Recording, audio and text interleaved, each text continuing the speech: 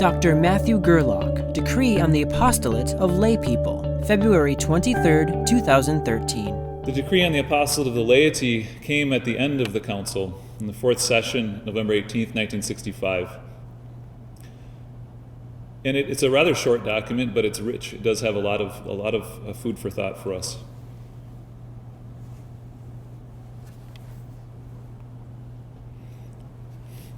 I won't spend a lot of time on the basic structure and content of the decree, but here's a basic outline of the contents. So you can see it's more than a couple chapters, and there are some significant ideas in each of these chapters, but I would say that the heart of the document really lies in the second chapter, in the first chapter there, the vocation of the laity to the apostolate, where it really gives us the principles for understanding the unique character and quality of the lay apostolate in the church, in the world.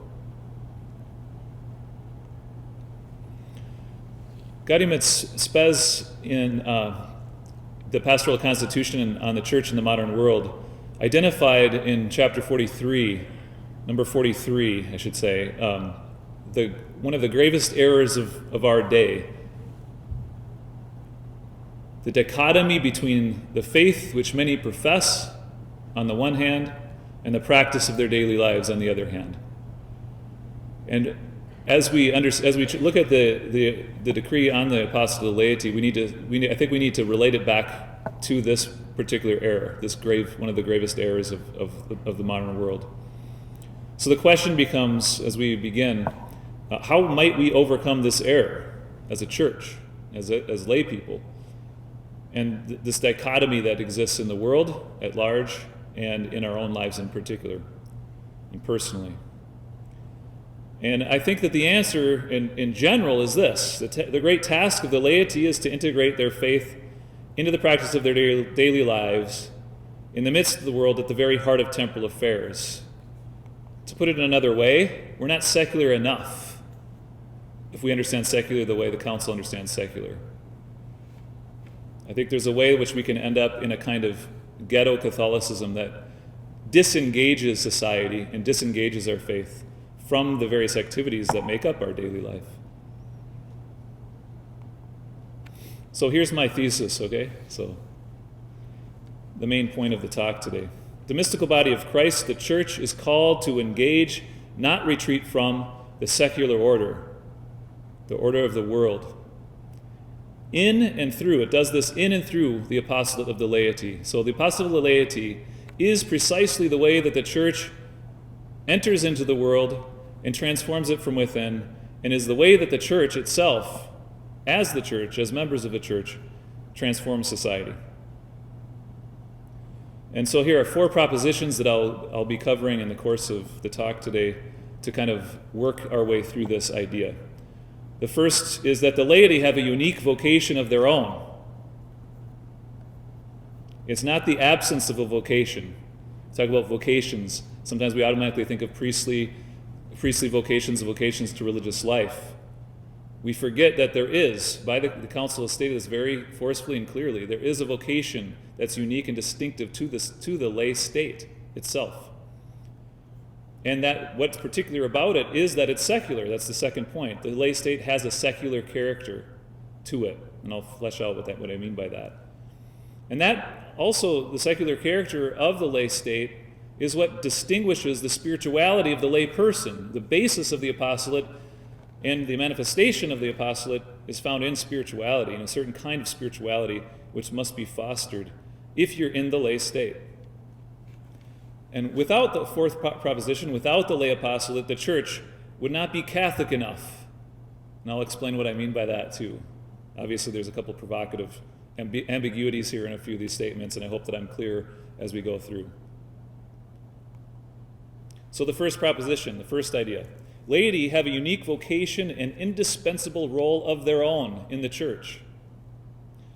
In virtue of baptism and confirmation, they are consecrated by Christ, united to Christ, the head of the church, of the mystical body. And therefore they are united to Him and consecrated to carry out His mission in the world. In fact, there's some really beautiful language in the document that refers to the laity as Christ carrying out his mission in and through them. He carries it out in and through them. The laity are on a mission. They have a real share in the mission of the church, which is the mission of Christ, to bring the transformative power of Christ to all.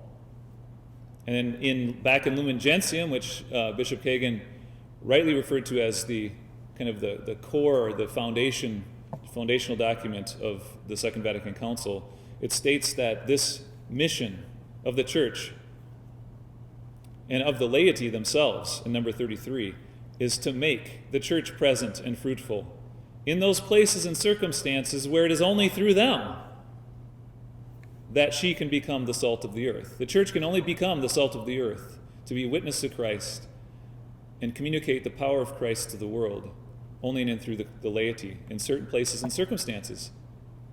Okay? The laity are the church in the secular sphere.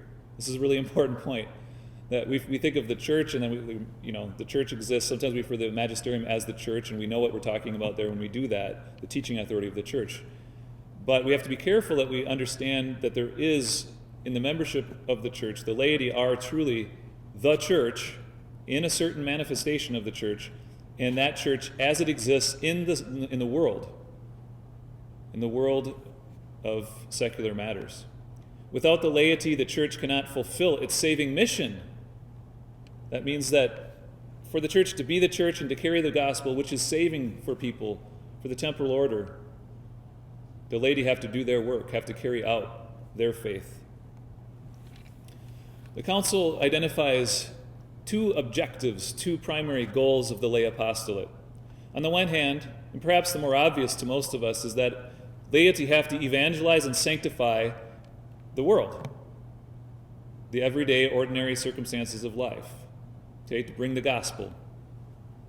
But as part of that, because grace builds on nature, and because Christ will transform all things in the new heavens and the new earth at the end of time, there also is this task in the apostolate of laity to renew the whole temporal order. Okay? And so we see that the mission of the laity in their apostolate is rooted in the church's mission, which itself is rooted and flows from the mission that Christ was given by the Father. And so the laity have to understand the importance, the charge that they've been given, ultimately from the Father, through Christ, through the church, and the important role, an indispensable role that they play, to both sanctify the temporal order, evangelize it so that it can be transformed by God's grace and power, and to renew that temporal order from within, to restore creation to its original dignity and beauty in some sense. Okay. So the second proposition, the second idea here, is that this lay state, the lay state has a secular character to it. Okay. So the characteristic of the lay state is that it's life led in the midst of the world and of secular affairs. Okay. So the kinds of things that Father Signalis was talking about in the media, right? If you're in the media in some way, you need to bring the gospel of Christ and the influence of moral principles to your job, to your work, to your relationships, for example. And there, in this lay state, the secular character of it is a special charge is given to engage in the temporal affairs and to direct them according to the will of God. So I have an image of, Joseph there with Jesus at the carpenter's workbench and Mary looking on, right? So this happens. This is part of the beauty of that hidden mystery of the hidden life of the family of Nazareth, right? We see the dignity, the true dignity, and somewhat the hidden and anonymous dignity of the lay state already in the mystery of the hidden life of Jesus prior to his public ministry. There's so little we know about St. Joseph, and I think that in itself is a lesson about the dignity and the character, the secular character of Joseph's vocation, as well as the obviously religious vocation to be the foster father of the Son of God. I'd like to contrast secular is a very ambiguous term because we hear it in pejorative terms often, and usually I would say. We want to contrast what I'm calling lay secularity, or the secular character of the lay state, with what we could call modern secularism. There's an unhealthy secularism in the modern world within the last couple hundred years, as religion has gradually been pushed out of the public sphere and of the majority of the different aspects of human culture, including perhaps even the family in various ways. Good old Merriam-Webster defines secularism as indifference to or rejection or exclusion of religion and religious considerations. This is what we see in today's world. This is why the HHS mandate is such a big issue and a hot topic with us right now. It touches on a number of different issues and circumstances in the modern world. In this kind of unhealthy secularism, there is a separation of earthly activities and religion. Number 43 of Gaudium et Spes. And there's this focus on the horizontal horizon, you could say the horizontal dimension of life. You could say it's humanistic in an atheistic way, in a way that denies the transcendent. It focuses on man and man without any consideration of man's higher calling and destiny and the reality of God. In contrast to that, we have what I would call a healthy secularity,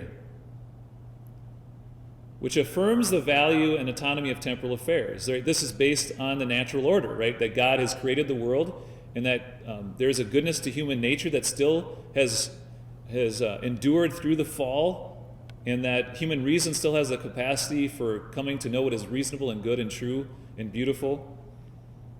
It affirms all of that. And rather than a separation of earthly activities and religion, there is the attempt in a healthy secularity to integrate human, domestic, professional, scientific, and technical enterprises with religious values, again from Gaudium et Spes, number 43. So there's a principle of integration in secularity. It's not to say, okay, the lay people, they're going to go do those worldly things apart from any religious considerations, and we'll let the clergy and the religious take care of the, sanctifying the world in some way. That's a division, that's a dichotomy that is hugely problematic. And so what we mean by the lay apostolate is our activities that actually seek to integrate religion into the ordinary circumstances of human life and culture. And so the horizontal, as a result of this integration and this openness to the transcendent, we have the horizontal opening up to the vertical. We find a kind of integration of the transcendent and the immanent, we might say, the this worldly and the otherworldly. So to be a religious person in the world does not mean that you simply kind of live an otherly world existence as some kind of alien, some kind of freak from outer space, right? When people look at you from, around your peers at work or whatever, right? You look a lot like them in many respects, but you're open to the transcendent and to the reality of God in the world. And I think we can always go back to the very core of our faith, the very basis of our faith, which is the incarnation, right? That God did not save us without us and apart from us and outside this world, but in this very world, in our very humanity itself, through the hypostatic union of two natures in the one person of Christ. I think I'm going to come back to this one. This is kind of heavily theological, and if we have some questions or things that come up at the end, I might go back to this. But some of the underpinnings for understanding what the properly secular lay state is all about. The underpinnings have to do with man as body and soul, and so this integral vocation of man and integral vision of what the human person is. So not just a material reality or some kind of like dualistic, like we're souls trapped in a body, and so what we want to do is become otherworldly and get rid of the bodily and social characteristics of this world, and we want to somehow achieve an otherworldliness about ourselves. And that leaves that all behind. That leaves our body and the bodily and material world behind. The relationship between the nature, as God created it and made it, and the supernatural, which elevates that nature. And then the relationship, which is really, I think, important and parallel to these other ones, between creation and redemption. The restoration that Christ brings is both trying to bring back to creation what was lost through the fall, but also going beyond that, We say in the liturgy of the Easter Vigil, "O happy fault of Adam, that gained for us such a Redeemer," right? That God can bring good out of evil, and that when he brings good, he actually brings greater good than what we lost in the first place. It's the gift of Christ, the gift of the redemption, restores all the goodness of creation and then supersedes it, that goes beyond it and even elevates it to a higher dimension. And so both creation and redemption, salvation are important and integral to what we understand as the lay apostolate, because it's not just the renewal of the temporal order. It's not like doing good, like creating just laws, for example. It's not just kind of doing that. It's doing that in a larger framework, in a larger context, that salvation means transformation of the created world as well as a restoration of it. If we need to go back to those points, we can at the end. Because lay people are meant to be secular in a certain sense, the particular sense we were looking at, their spirituality will reflect this, and a certain kind of spirituality will feed it more properly than a kind of false idea of what their spirituality should be. Okay, so how do we determine the secular spirituality of lay people? I use the scare quotes there because I want, again, to remind us of the ambiguity of using the word secular. I hesitate to use it, but on the other hand, I kind of want to push it because I want us to think about this term all over again. I want us to work through it because I think that is the great task of the lay apostolate, is to figure out what does it mean to be a Christian in the world. And it has to do with learning how to be secular in a Christian way. Normally those two terms don't go together. Christian and secular seem to be opposed to each other. Okay. The first thing is that to realize that personal sanctity is cultivated amidst worldly affairs, not in spite of them. We're not trying to escape everyday, ordinary, temporal affairs. We're trying to find our sanctity in and through those things. And secondly, we can look at a set of circumstances that can help us kind of define and shape our spirituality. One, is there Satan life, right? Are we married? Are we single? Do we have kids? Do we not have kids? This kind of thing. There's state of health, obviously, it's a consideration, right? Am I chronically ill in my lay state? That's going to play a role, right? Our profession or our trade should factor in greatly to our spirituality, right? If we're seriously engaged in our profession, in our trade, whatever it might be, that our spirituality, the way that we understand ourselves in our relationship to God and carrying out the mission of the church, should be shaped, should be conditioned by the profession or trade that we're in. Our various roles that we might have in community can also be important factors. In our neighborhoods, what is our relationship? What is our role there as leaders, perhaps? Our city, our state, our country, right? So politics becomes an important consideration here, and just good. You can think of being the baseball coach. I mean, it could be a lot of different ways that we can play roles in community. And then, in addition to all those, we need to assess, look at, discover through self-knowledge before God, in the presence of God, our natural talents, the natural talents God has given us.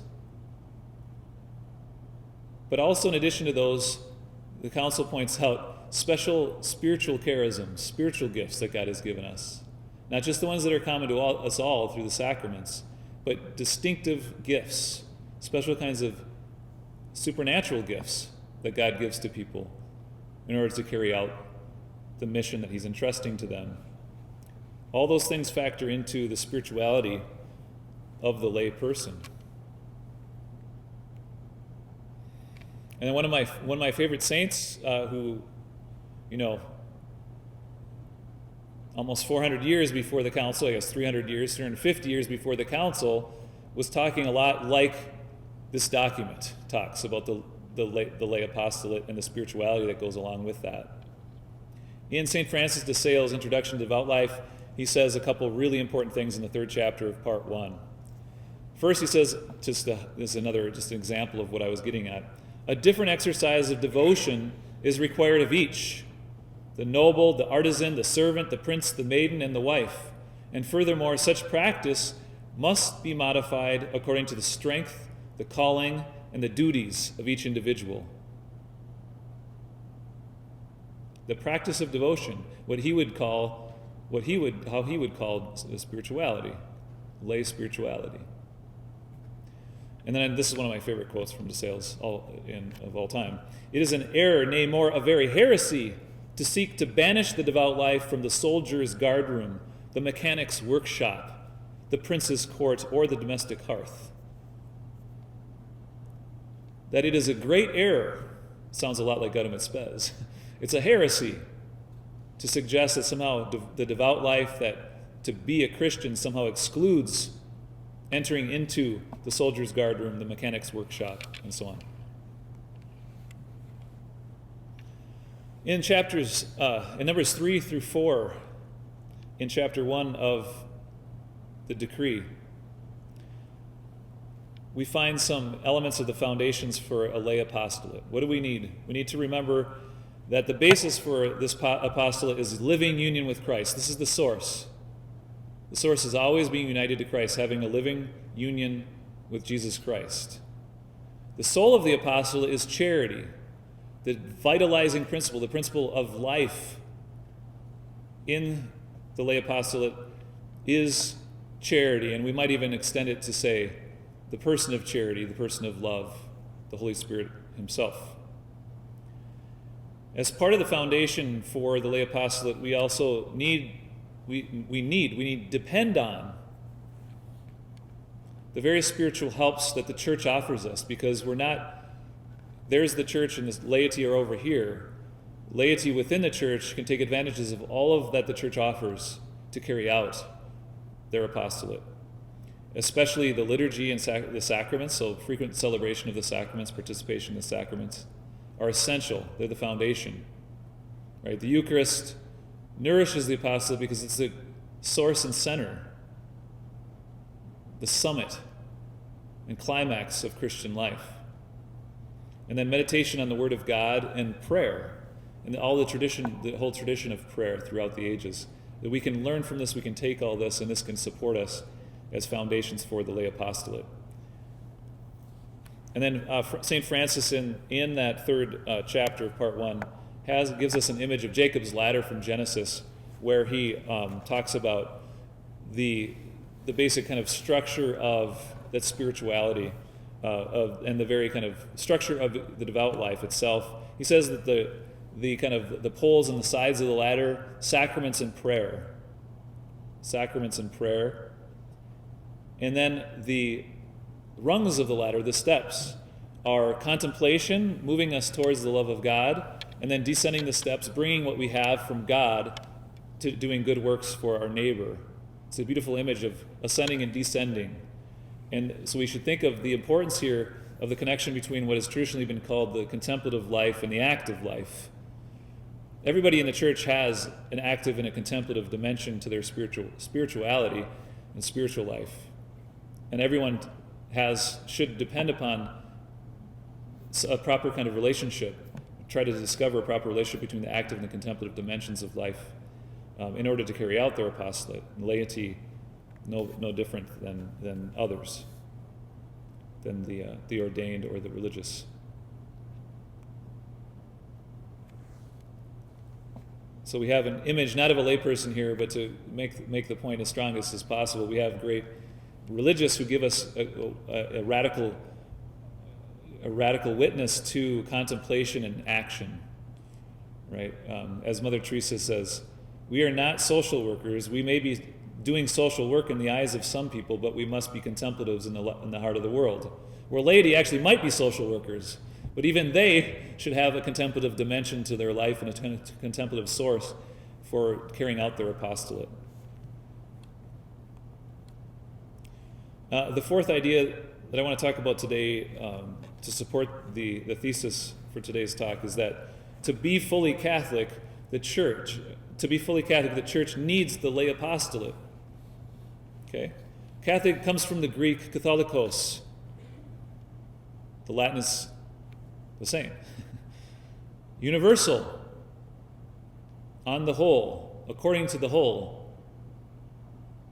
For the Church to be truly universal, to have its full extension, you could say, in the world, it needs lay people to carry the gospel, to carry the saving and restorative power of Christ into the world. As Lumen Gentium puts it in number 33, all the laity have the exalted duty of working for the ever greater spread of the divine plan of salvation to all men of every epoch and all over the earth. Notice the emphasis on being totally universal as possible. This extends Christ's redemption to every person, human situation, human activity, situation in every sector of society. The laity are called to be leaven in the world.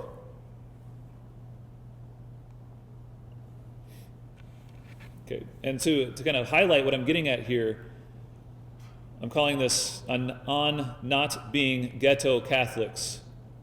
There's a ghetto mentality among Catholics, and I think for some good reasons, namely persecution, that there's a certain tendencies to kind of turn in toward ourselves and kind of reject what's going on in the larger world, kind of stock and barrel, okay? Throwing the baby out with the bathwater, as they say. I would suggest that ghetto Catholicism could be characterized this way, that it's sectarian. The mentality of people who live as kind of ghetto Catholics tend to think of themselves fundamentally in a kind of daily basis as us against them. I would suggest to you that that's hugely problematic. Okay? This ghetto Catholicism denies the goodness of the natural created order that God himself has made. It tends to be suspicious of lots of different things that, you say, the average person might appreciate and accept and embrace and welcome and enjoy. It violates the legitimate autonomy of temporal affairs, right? God made the world a certain way, and we can make things like technologies, for example, and because they're somehow using the rational order of the universe, there's a goodness to them. And there's a proper methodology that goes along with these things, for example, in the sciences. And so these things need to be respected. The political sphere is another example of this, right? There's a way of being political that is properly secular and has its own kinds of its own characteristics to it that need to be respected. And then this ghetto Catholicism tends to reinforce secularism by creating a Catholic subculture and focusing on building up, again, a kind of us against them. And as a colleague of mine has forcefully put it to me, that to speak of ghetto Catholicism is a contradiction in terms. To be universally against, and universally against and set apart from everyone is a contradiction. Universally for all in a way that's moving away from all is a contradiction. And so, in order to avoid this kind of ghetto Catholicism and to be lay leaven in the world, I would suggest that we could learn something even from a very ancient document about 200 AD that was written, the Epistle to Diognetus. Christians are not distinguished from the rest of mankind by either country, speech, or customs. The fact is, they nowhere settle in cities of their own. They use no peculiar language. They cultivate no eccentric mode of life. When you see a Catholic on the street, you don't say, "There's a Catholic," because they wear funny clothes or something like that. Okay. On the other hand, we're realists. We know there is a sense in which it is us against them, right? We live in a fallen world, and we need to realize that not everything in the world is wholesome, good, true, and beautiful. And so the epistle goes on as a kind of corrective that we're extraordinary within the ordinary, but not outside of the ordinary. Okay? While they conform, this is from the same letter, while they conform to the customs of the country in dress, food, and mode of life in general, the whole tenor of their way of living stamps it worthy of admiration and admittedly extraordinary. They reside in their respective countries, but only as aliens. They take part of everything as citizens and put up with everything as foreigners. So obviously we experience a kind of tension, right, living in the world. That's why it's so hard to figure this whole thing out. what the lay apostolate is and how to successfully accomplish it. The tension, though, we have to always be clear about. The tension starts in our own human heart. It has to do with our sinfulness. And with that, we share a lot in common with our brothers and sisters in the world who are even opposed to the gospel. There's a kind of opposition to the gospel within us. But there's a lot of goodness, too, that we share in common with people outside the visible boundaries of the Catholic Church. So I recommend a couple ways of thinking about how to apply all this. Just to briefly, I think I still have some time. The apostolate of work, so the lay apostolate involves work, and it also involves what the decree on the lay apostolate calls like towards like.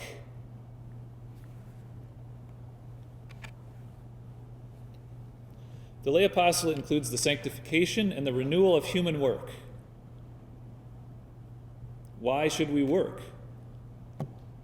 Okay, maybe the more obvious answer to most Catholics who are on fire with their faith would be, well, we want to be more effective to witnessing to Christ, right? If we work, we'll have opportunities to engage people in the workplace to share Christ with them. And this indeed is part of our prophetic mission, right? As participating in the priestly, prophetic, and kingly mission of Christ, we should do this. We should witness first by life and then also by word to Christ in explicit ways every day.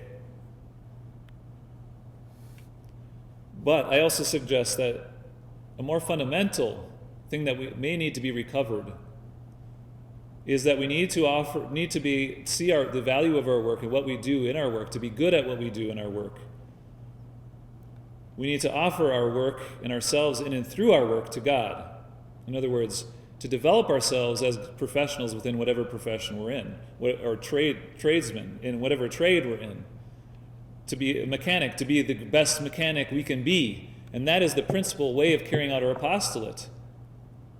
Because grace builds on nature. Nature has to be somewhat intact for grace to have its full impact and effect.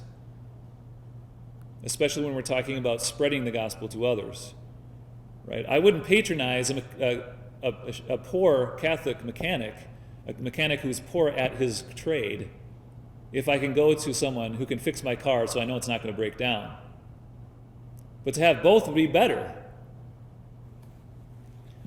Dorothy Sayers, in a chapter from her book, Creed or Chaos, which I do recommend, puts it this way, and speaking about Jesus and Joseph at the carpenter's shop. No crooked table legs or ill-fitting drawers ever, I dare swear, came out of the carpenter's shop at Nazareth. No piety in the worker will compensate for work that is not true to itself. For any work that is untrue to its own technique is a living lie. She has a couple other things to say which help clarify what she's getting at here. So this is Dorothy Sayers in the secular vocation of the laity. Work is not primarily a thing one does to live, to kind of get by, but the thing one lives to do. It is, or it should be, the full expression of the worker's faculties, the thing in which he finds spiritual, mental, and bodily satisfaction, and, importantly, the medium in which he offers himself to God. Right? If I do poor work and I don't seem to think that matters to God because I'm kind of offering it up as a sacrifice, then I've got it all wrong. I should do better work than I otherwise would do precisely because it's part of my sacrificial spiritual gift to God. And no amount of my piety is going to make up for work that I do poorly because I'm negligent in some way. And she says, let the church remember this, that every maker and worker is called to serve God in his profession or trade, not outside it. This seems to be, to me, fundamental to the whole idea of the apostolate, that the raw material needs to be there for the apostolate to have its full effect of transforming society. If you're going to be in, let's say, the media, you better get really good at media, at the craft. And in and through that, grace can find its way to others. Obviously, every day you're praying, as you're trying to develop yourself professionally and according to your trade, and that goes a long way. It's not like you perfect yourself first at some professional level, and then like a grace's transformation in you begins to take root. That's not what I'm suggesting. Here are a couple conclusions about the lay apostolate and work. What we should do is identify and cultivate talents, skills, and even spiritual charisms, as the decree suggests, so that we have more to give to God and to others as our spiritual sacrifice, and to rightly order the work. It should be rightly ordered, right? There's something wrong with bias in the media that doesn't present the facts about stories that have to do with our faith, not only because they're persecuting us, but because they're doing bad media. They're violating their craft, for example. If and when we win prestige, a kind of good reputation within our work, for our good work, this becomes a natural segue to evangelization.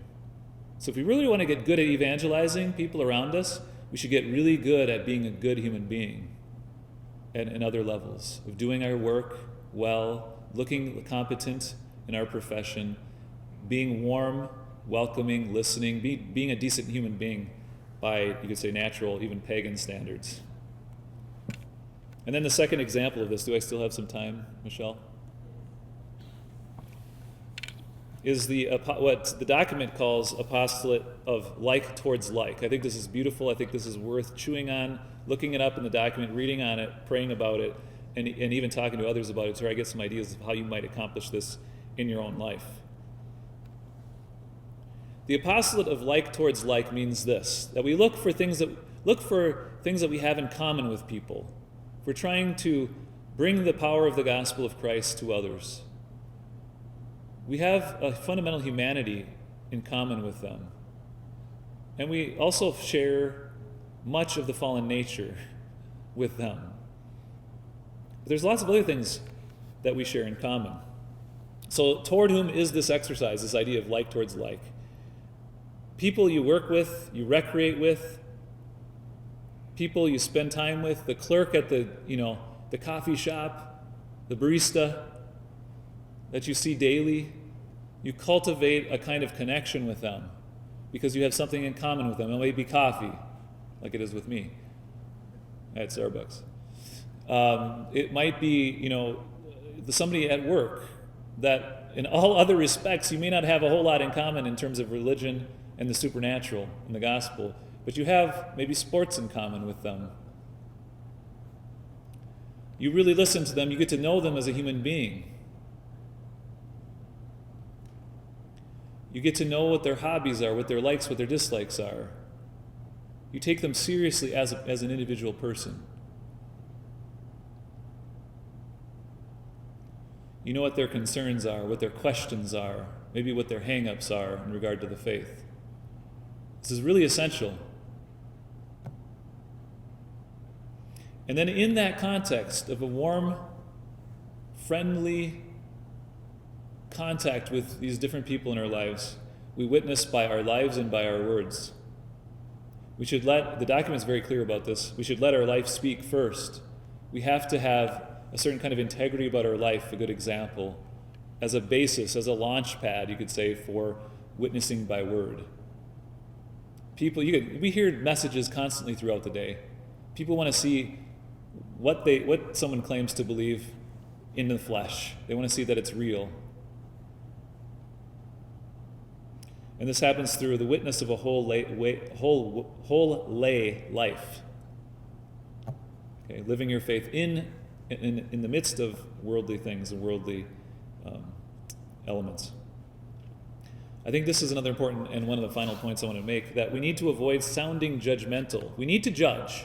We need to judge good and evil, the difference between the two. We need to see what's wrong, what's untrue. We need all this, but we need to make sure that we're not closing down human communication with people. We need to keep the lines of communication open.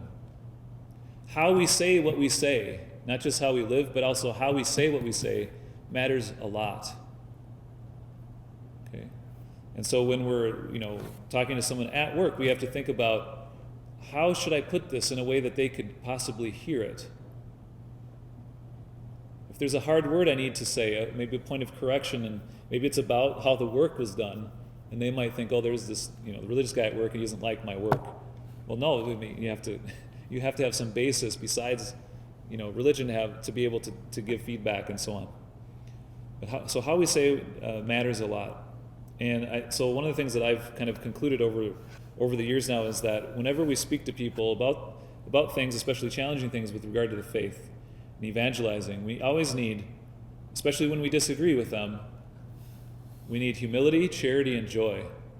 We need to be humble, admitting that we are a part of the fallen race ourselves, and we have to remember our own process of coming to the faith and to where we're at with our faith, and know that we have a long way to go still to be a saint. We need that charity which seeks their good. Not so I can kind of check off, I converted somebody else. Right? It's about their good, about helping them come to salvation, them come to embrace goodness and beauty and truth. And then we need to do all of this with great joy in the truth, which how Augustine defined happiness. Happiness is the joy in the truth, delight in the truth. And so they need to see that. And our words, and the way we say it, all that needs to manifest that joy. Do I have 2 minutes still? She's just waving at me. Okay. Well, I'm going to take this then, because I think we have to... St. Josemaria Escrivá, founder of Opus Dei, puts it well this way. Those well-timed words, so what is this apostolate of like towards like? What he would call the apostolate of friendship. Those well-timed words whispered into the ear of your wavering friend, the helpful conversation that you managed to start at the right moment, the ready professional advice that improves his university work. This all forms part of the apostolate of friendship. So what we need to do is think about, in our own circumstances of our own lives, as lay people, we need to think about what are those well-timed words that might need to be spoken, and how can I time them right? What is the right time? Is it the right time? How do I give good advice at a basic human level to people? How can they see that I'm trustworthy about other things besides religion? And then in all of that, you can develop what St. Josemaria at least calls the apostolate of friendship, that you build friendship with people and you work your way up in a certain way. Recorded in the Diocese of Bismarck, North Dakota.